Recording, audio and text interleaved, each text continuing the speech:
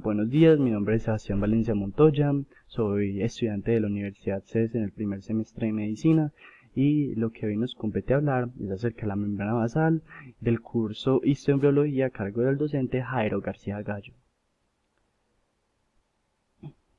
Entonces, primero, ¿qué es la membrana basal? La membrana basal es una red de proteínas inmensa y súper compleja, y la cual es súper importante porque lo que hace esta es adherir todo el tejido epitelial a esta membrana o toda esta red de proteínas. Y si llega a haber un fallo en esta membrana, puede ocasionar patologías y un desprendimiento de este tejido. Y vamos a ver realmente toda la composición y toda la estructura de esta membrana basal.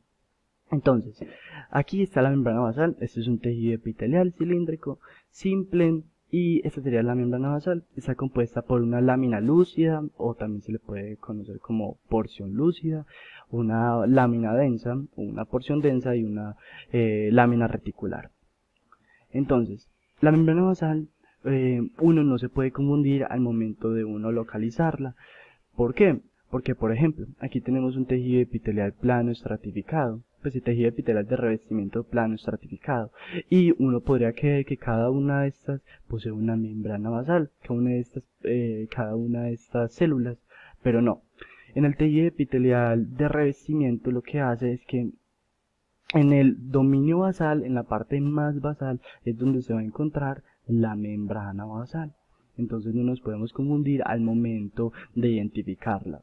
Y esto de aquí ya sería tejido conectivo. Aquí también se ve mucho más bonito. La membrana basal sería todo esto acá, en el dominio basal. Y también sería tejido epitelial de revestimiento plano estratificado, perdón. Bueno, ese sería un tejido epitelial de revestimiento cúbico simple. Aquí encontraríamos la membrana basal y esa sería la luz, ya sea de la glándula, eh, ya sea de la glándula. Entonces, lo que vamos a hacer es que estamos viendo cada uno de los diferentes tejidos como podemos encontrar la membrana basal. Entonces, no se puede confundir, por ejemplo, en el tejido pseudoestratificado, porque al uno ver esta imagen tan bonita, no, uno ve de que es un tejido pseudoestratificado porque los núcleos están en diferentes posiciones y uno podría creer de que la membrana basal está súper desordenada, pero no es así. Como lo podemos ver en el dibujito, el tejido pseudoestratificado puede que tenga los núcleos pues en diferentes posiciones y no así súper lineal como este cúbico. Entonces, al tener los diferentes núcleos en diferentes posiciones, uno lo identifica como pseudoestratificado, pero tenemos que tener en cuenta que cada una de esas células, por más de que tenga un núcleo muy apartado o muy opuesto, están todas unidas a la membrana basal. Entonces, la membrana basal es súper importante. ¿Por qué? Porque, por ejemplo, nos llega un paciente en el que puede tener una patología que es la proteinuria eh, o la hipoalbuminemia, y lo que significa es que hay una pérdida de proteínas en la sangre y lo que estamos haciendo es que los estamos excretando a nivel de la orina. Y esto es súper peligroso. ¿Por qué? Porque habría un descenso de proteínas y como nosotros sabemos, las proteínas son de carga negativa. Entonces, ¿qué podemos decir? Yo me vuelvo aquí un poquito. La membrana basal es una red, como ya les había mencionado anteriormente, llena de proteínas. Incluso muchas de ellas son polianiónicas, lo cual puede decir de que al tener una carga muy negativa por ley de cargas, eh, evitan ese paso de proteínas,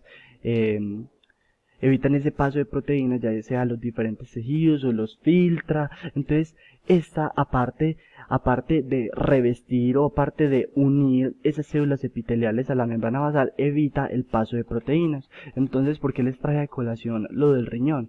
Un paciente que presente hipoalbuminemia o proteinuria significa que tiene un daño en la membrana basal, puede ser una de las principales causas. ¿Por qué? Porque la membrana basal no, su estructura no está tan definida o hay una ruptura en la membrana basal permitiendo que esas proteínas no se filtren en la orina.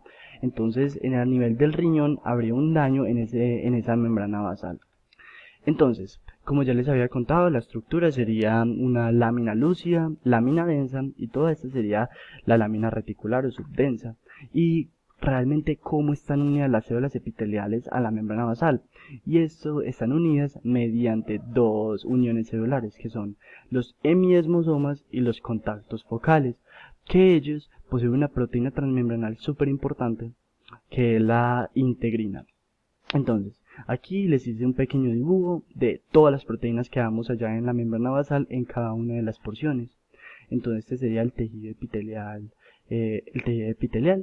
Aquí tenemos las primeras proteínas que son ya sea de las uniones celulares que pueden ser contactos focales o hemiesmosomas y es la integrina. Entonces, la integrina se va a unir a dos proteínas que son glicoproteínas, las cuales son la laminina y la entactina. Y estas tres, tanto la integrina como la laminina como la entactina, son glicoproteínas, pero estas son las que conforman la porción lúcida de la membrana basal. Esta que ya les había mencionado aquí, la porción lúcida. Ahora vamos a ir a la lámina densa, todo esto. Si ven como realmente parece una mallita, eso se da principalmente por el colágeno tipo 4, porque el colágeno tipo 4 une cuatro proteínas de colágeno tipo 4 formando tetrámeros y esos tetrámeros se van uniendo entre sí formando una red o un tapete y este es uno de los principales, el colágeno tipo 4 es súper importante porque permite esa rigidez y esa integridad de la membrana basal. Entre ellas vamos a encontrar otra proteína que esos son proteoglicanos, los cuales son el perlacano o percelán. Y encontramos otra glicoproteína, la cual es la fibronectina. Entonces, tanto el colágeno tipo 4 como el percelano perlacán como la fibronectina, todas estas proteínas hacen parte de la porción densa de la membrana basal. Y finalmente, ya tenemos la porción reticular, que se le conoce reticular porque hay un colágeno específico en el cual se les conoce como fibras reticulares y es el colágeno tipo 3. Entonces, en este vamos a ver, van a haber diferentes tipos de colágeno, pero es muy abundante el de tipo 3. Entonces, el colágeno de tipo 3 o reticular se encuentra en la porción reticular o subdensa. También aquí encontramos el colágeno tipo 1. Esto que es súper importante, que son las fibras elásticas. Las fibras elásticas puede que suene un poco redundante, pero permiten esa elasticidad gracias a una proteína que es la elastina. Y también tenemos otro tipo de colágeno que es el colágeno tipo 7, que a este colágeno se le conoce como puntos de anclaje, porque miren de que se pueden encontrar de dos maneras, así lineales o en tipo hamaca. Y estas lo que hacen es unirme la porción densa a la porción reticular. También en la porción reticular encontramos esto, que es un cuerpo denso, que el cuerpo denso está formado también o tiene a su alrededor colágeno tipo 4. Y toda esta sería entonces la membrana basal. Puede que aquí yo la haya dibujado muy grande, pero para que realmente se den cuenta cada una de las proteínas que la conforma, pero realmente sería así, súper pequeña. Eso se ve microscópicamente, pero es súper pequeña. Todo esto, todas las proteínas que les mencioné estarían aquí, en toda la membrana basal. Y bueno, y finalmente, aquí les traigo a colación una de las enfermedades que se puede dar por una falta de proteínas o de grosor en la membrana basal y se llama la enfermedad de la membrana basal delgada.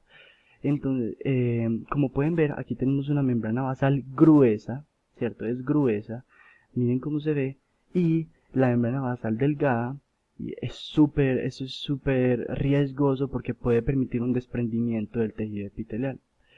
Y eso es todo lo que necesitábamos ver para la membrana basal, y espero que les haya quedado muy claro y muchas gracias.